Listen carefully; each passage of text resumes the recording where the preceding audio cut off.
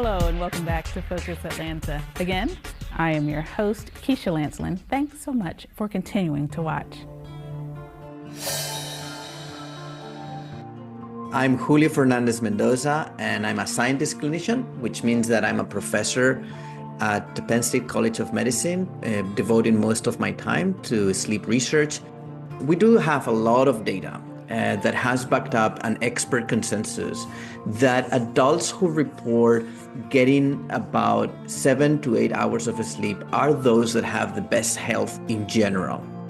We do have quite solid evidence, both from population-based studies, these are studies that we do in the general community, like surveys or sometimes even including biological measures, but also sleep lab studies showing that poor insufficient sleep is a risk factor for heart problems, being high blood pressure the first sign before people develop full-blown heart disease.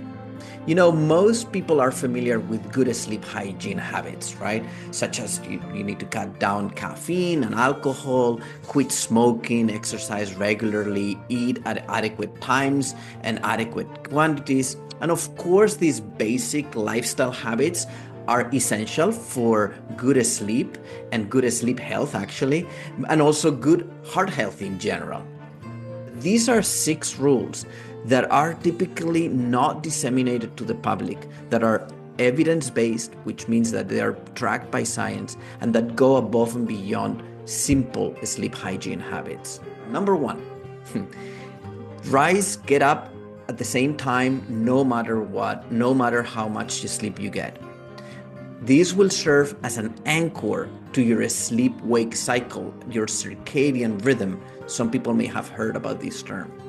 Second, do not use your bed for anything else except sleep and sexual activity. Third, simply do not lay in bed awake.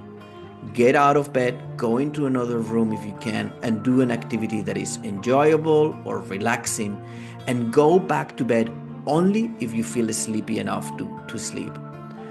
Fourth, get going with your daily activities even after a poor night's sleep. In other words, do not compensate for a sleep loss. Don't try to sleep in, nap, or doze during the day or evening if you had a poor night's sleep, and do not cancel errands, obligations, work, school, social dates because you had poor sleep. Get going. Fifth, go to bed only when you feel actually sleepy enough to fall asleep, even if that means going to bed at the time that you're currently falling asleep. And actually, that is better at the short term to improve your sleep quality. And then finally, 6, plan to be in bed the amount of time that pertains to the amount of sleep that you're currently getting, and then increase it weekly by 15 minutes if you're sleeping better. People should consult with a sleep provider if they feel they sleep poorly, if they feel unrefreshed, sleepy or fatigued during the day, or have behaviors or move too much while asleep, or snore or grind their teeth. Please take the opportunity to learn more and stay tuned to more Focus Atlanta. We'll be right back.